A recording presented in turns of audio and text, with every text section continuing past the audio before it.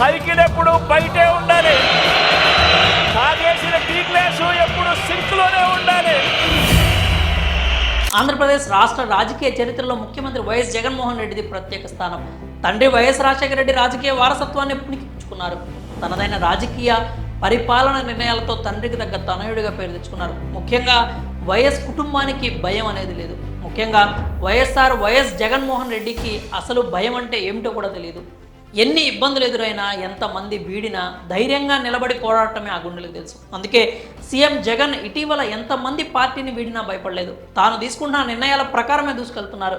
ఆయన రాజకీయ వ్యవహార శైలి అర్థం కాక ఎంతో రాజకీయ అనుభవం కలిగిన వాళ్ళు తలలు పట్టుకుంటున్నారు. వైఎస్ జగన్మోహన్ రెడ్డి అనే నేను ఆంధ్రప్రదేశ్ ముఖ్యమంత్రిగా ప్రమాణ స్వీకారం చేస్తున్నాను.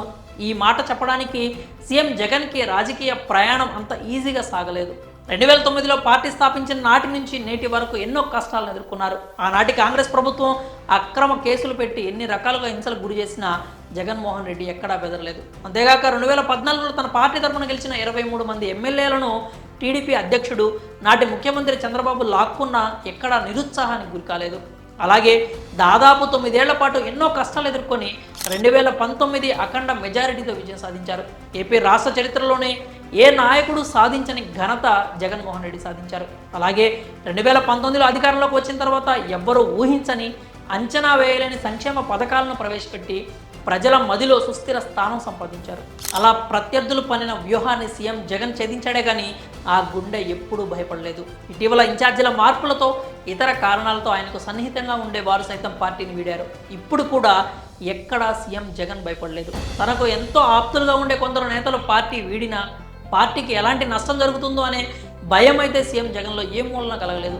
తాను తీసుకున్న నిర్ణయాలకు కట్టుబడి ముందుకు సాగుతున్నారు. ఎవరైనా పార్టీ నేతలు మారినా ప్రత్యామ్నాయంగా మరో అభ్యర్థిని సిద్ధంగా ఉంటున్నారు తప్ప ఎవరిని బుజ్జగించే ప్రయత్నం చేయలేదు. ఇటీవల నెల్లూరు జిల్లాలో జరిగిన పరిణామాలు, ఆ సమయంలో సీఎం జగన్ తీసుకున్న నిర్ణయాలే అందుకు నిదర్శనం. అలాగే పార్టీ వీడి వెళ్ళి తిరిగి వస్తున్న ఆర్కే వంటి ఆప్తులను సైతం సీఎం జగన్ అక్కును చేర్చుకుంటున్నారు. వాళ్ళు ఏ ఉద్దేశంతో వచ్చినా కూడా ఏం జరుగుతుందో అనే భయం లేకుండా జగన్ ముందుకెళ్తున్నారు. ఆర్కే బాటలోనే మరికొందరు నేతలు తిరిగి వైఎస్ఆర్సీపీలోకి రానున్నట్లు తెలుస్తోంది. అయితే ఇలా పార్టీని వీడి వెళ్ళినా వారు ఏదైనా రాజకీయ వ్యూహంతో రావచ్చు, లేదా జగన్కి రాజకీయంగా డ్యామేజ్ చేసేలా చేయవచ్చనే అభిప్రాయాలు వ్యక్తమవుతున్నాయి. కానీ అవేవి పట్టించుకొని అలాంటి వాటికి భయపడని జగన్ తనదైన శైలిలో ముందుకెళ్తున్నారు.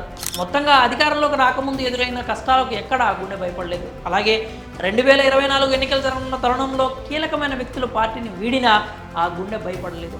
దీంతో ఆ గుండెకు భయం తెలియదా అంటూ ఆశ్చర్యం వ్యక్తం చేస్తున్నారు. మరి జగన్ గుండె ధైర్యంపై మీరేమనుకుంటున్నారో మీ అభిప్రాయాలని కామెంట్స్ రూపంలో తెలియజేయండి.